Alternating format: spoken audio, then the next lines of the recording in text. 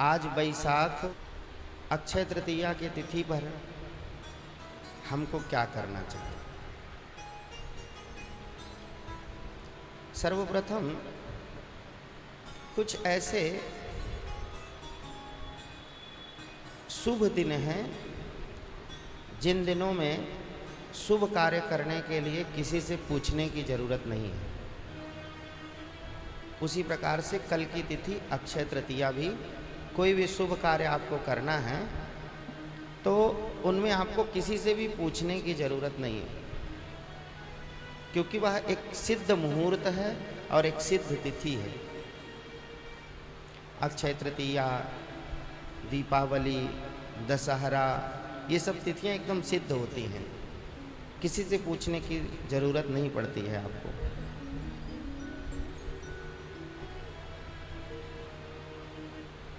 शास्त्रों में अक्षय तृतीया के दिन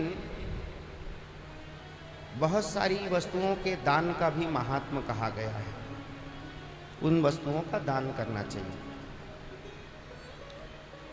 और एक विशेष प्रचलन है अक्षय तृतीया के दिन में कि उस दिन अपने ठाकुर जी को चंदन लगाना चाहिए। संपूर्ण अंग में चंदन लगाना चाहिए, सारे अंगों में। और ऐसा नहीं कि बस मार्केट से लाए चंदन घिस करके लगा, ऐसे नहीं। शुद्ध मलयाचल पर्वत का मलयागिरी चंदन और शुद्ध कपूर मिश्रित करके उसमें सुंदर इत्र, ऐसा इत्र नहीं कि जो लगाने से हमको ही जले, ऐसा सुंदर इत्र, गुलाब जल, इन सामग्रियों को घिस करके तैयार करें और फिर उसका संपूर्ण अपने ठाकुर जी के श्री अंग में लेप करें। अपने ठाकुर जी की सेवा भी कैसे करनी है? बैसाख तृतीया से अपने ठाकुर जी को दोपहर में, भगवान को बहुत गर्मी लगती है, बहुत गर्मी लगती है ठाकुर जी को, तो गर्मी को ख़त्म करने के लिए अपने ठाकुर जी को सुबह श्रृंगार करके सब तैयार कर लिया।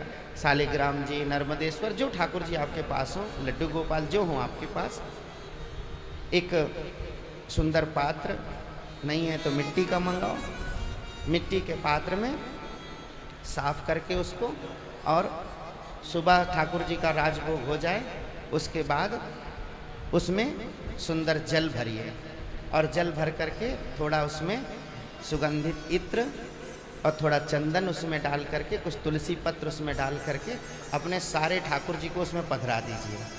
दोपहर तक उनको उसमें रखिए, पूरा मत डुबा देना, थोड़ा सा सांस लेने की जगह रखना। दोपहर तक उनको उसमें डुबा करके रखिए और इसके बाद सायंकाल जैसे हम शयन कराते हैं तो जल में शयन कराना है उनको, और फिर उसके बाद सायंकाल में उनको फिर उसमें से निकाल के स्नान करा करके सुंदर बस अपना सायंकाल की आरती करो। ये इसको भगवान का अभिषेक कहते हैं। तो नित्य प्रति भगवान का, ये हमारे शास्त्रों में वर्णन है किसका। फिर उस जल को क्या करें? उस जल को, पवित्र जल है, उसको आप चरणोदक के रूप में ले भी सकते हैं अथवा तुलसी में डाल भी सकते हैं, चरणोदक के रूप में भी ले सकते हैं उसको।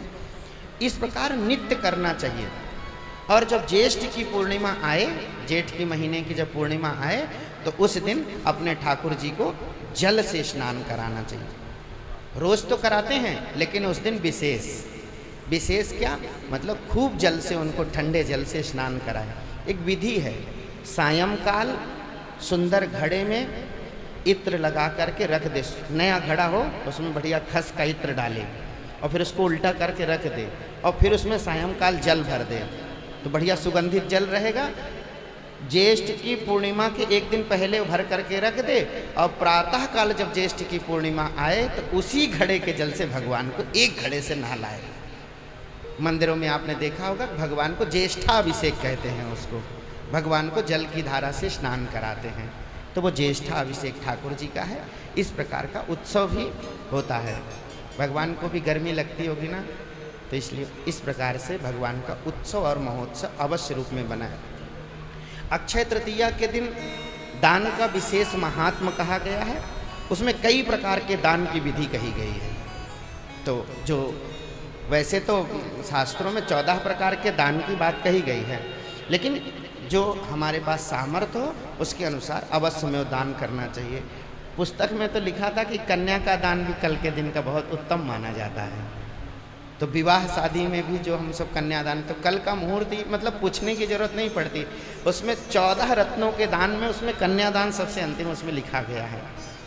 स्वर्ण का दान भी लिखा है और एक विशेष दान उसमें जल दान का भी कहा गया है। घड़े में जल भर करके और दान करना, ये भी उसमें एक दान की विधि है, ये भी दान कर सकते हैं। गौ माता के लिए भी दान करने की एक विधि कही गई है। सबसे पहले तो गाय दान की भी विधि कही गई है उसमें, लेकिन गाय दान नहीं कर सकते हैं तो गौ माता के लिए, गौग्रास के लिए अवश्य में दान करना चाहिए, वो भी एक विधि है। और एक बात हम आपको सच्ची बताएं, ये सब तो ठाकुर जी के शास्त्रों की एक विधि है। हम आपको सुबह सुबह का एकदम सब आपका सब अक्षय तृतीया हो जाएगा। एकदम सहज में हम आपको एक उपाय बताते हैं, सहज में।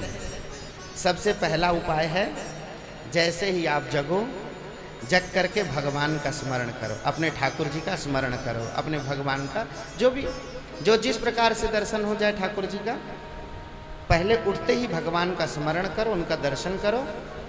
और जिसके पास छत है वो अपने छत पे जाओ, जिसके पास छत नहीं वो अपने बाहर आ जाओ और एक पात्र में जल भर के ऊपर अपने यहाँ घर पे रख दो। किसके लिए? पशु पक्षी, जो भी चिड़िया जो आती हैं, गिलहरी भी आती हैं, यहाँ तो सब जगह पेड़ हैं। आज हम सुबह छत पर गए तो हमने देखा खूब बहुत सारे पक्षी जो है ना छतों में, कहीं इसके छत से उड़ करके इधर आते हैं। तो हमने सबसे पहला काम किया, कुंडा रखा था तो हमने जल भर के, हमने कहा चलो हमारी अक्षय तृतीया आज से शुरू हो गई, तो हमने जल भर के उनको रख दिया। तो ऐसा भी अवश्य करना है आपको, सबसे पहला काम। वैसे तो रोजाना करना चाहिए भाई, जिसकी सामर्थ्य है वो रोज करो, नहीं तो कल अवश्य करो, अपने यहाँ भर के रख दो, तुम्हारा जलदान हो जाएगा। दान की विधि जो होती है वो दान की विधि भोजन करने से पहले करना चाहिए, भोजन करने के बाद फिर वस्तु का दान नहीं।